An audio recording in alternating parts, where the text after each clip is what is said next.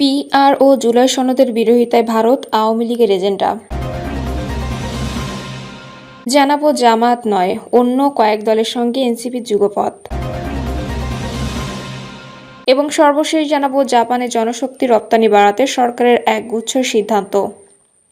শুনছিলেন সংবাদ শিরোনাম, এবারে বিস্তারিত। পিআর ও জুলাই সনদের বিরোধিতায় ভারত আওয়ামী লীগের এজেন্ডা।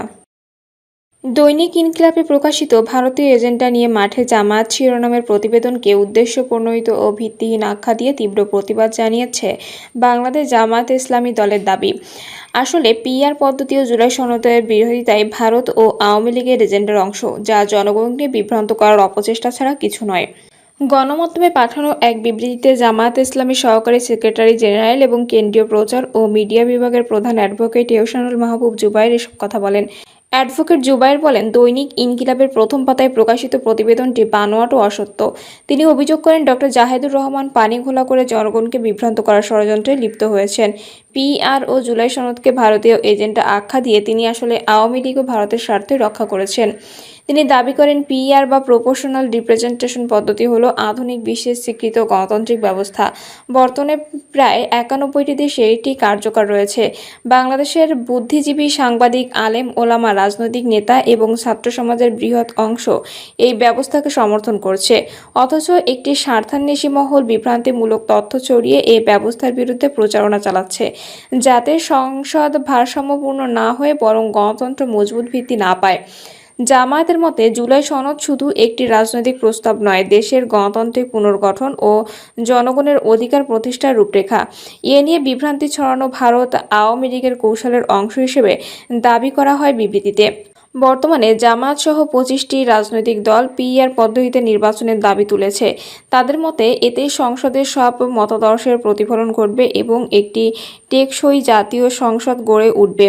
জুবায়ের বলেন, শিগগিরই জনগণের আন্দোলনের মুখে সরকার পিআর পদ্ধতি মেনে নিতে বাধ্য হবে। এতে গণতন্ত্র সুসংহত হবে, অর্থনীতি শক্তিশালী হবে এবং জাতীয় স্থিতিশীলতা আসবে। জামায়াতের দাবি, যে মহল পিআর পদ্ধতি ও জুলাই সনদের বিরোধিতা করছে তারাই আসলে ভারত ও আওয়ামী লীগের প্রকৃত এজেন্ডা বাস্তবায়ন করছে। এই কারণে জনগণকে বিভ্রান্ত না করে গণতন্ত্র শক্তিশালী করতে সংবাদ মাধ্যমকে ইতিবাচক ভূমিকা রাখার আহ্বান জানানো হয়েছে। জামায়াত নয়, অন্য কয়েক দলের সাথে এনসিপির যুগপথ। জামায়াত ইসলামী সহ কোনো ধর্মভিত্তিক দল নয়, মধ্যপন্থীদের সঙ্গে যুগপথ আন্দোলনে যেতে পারে এনসিপি। গণ অধিকার পরিষদ, এবি পার্টি এবং আপ বাংলাদেশের সঙ্গে দলটির আলোচনা চলছে। দু একটি দল একীভূতও হতে পারে। এছাড়া ডাকসু ও জাকসু নির্বাচনে ভরাডুবির কারণে বাংলাদেশ গণতান্ত্রিক ছাত্র সংসদকে পুনর্বিন্যাস করে দলের নিয়ন্ত্রণে আনার চেষ্টা রয়েছে।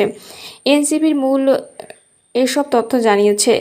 নির্বাচনের আগে জুলাই সনদের বাস্তবায়ন, সনদের আইনি ভিত্তি নিয়ে এর অধীনে নির্বাচন, লেভেল প্লেয়িং ফিল্ড তৈরি এবং আওয়ামী লীগের সহযোগী দলগুলোর কার্যক্রম নিষিদ্ধের দাবিতে জামায়াতের সঙ্গে একমত এনসিপি।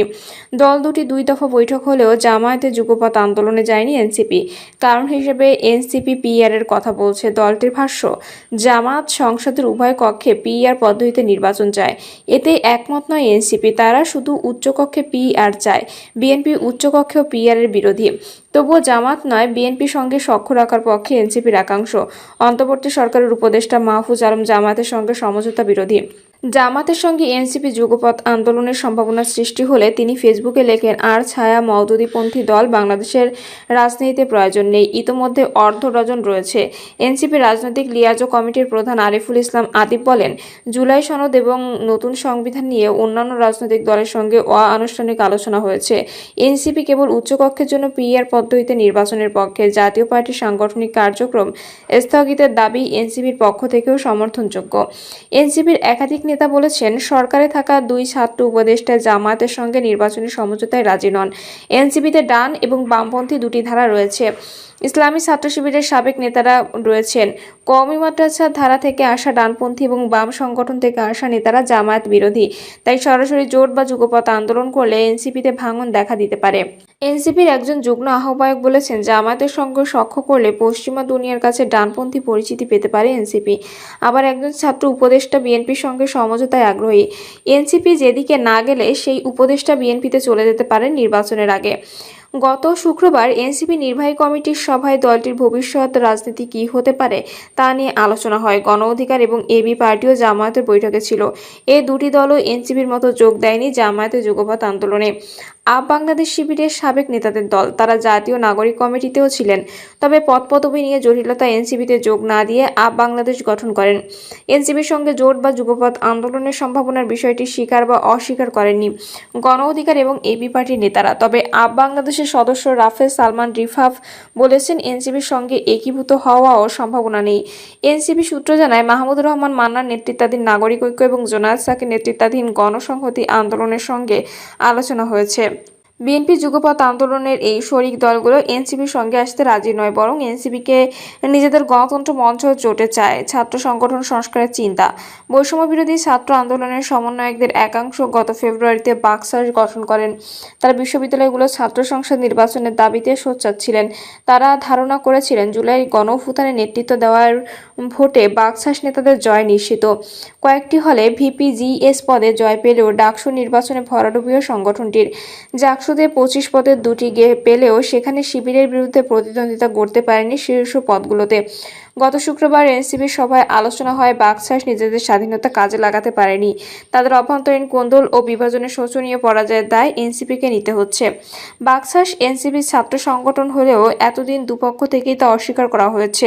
ডাকসু নির্বাচনের পর অস্বীকারের সংস্কৃতি থেকে বের হয়ে আসার কথা ভাবছে এনসিপি। শিগগির কনভেনশন ডেকে সবার সঙ্গে পরামর্শ করে সংগঠনে সংস্কার আনতে এনসিপির পক্ষ থেকে বাকশালকে বলা হয়েছে। প্রয়োজনে নামটি পরিবর্তন করা হবে।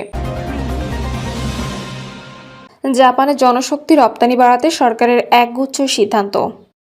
জাপানে জনশক্তি পাঠানোর বিষয়ে প্রবাসী কল্যাণ ও বৈদেশিক কর্মসংস্থান মন্ত্রণালয় জাপান সেল বেশ কিছু সিদ্ধান্ত গ্রহণ করেছে।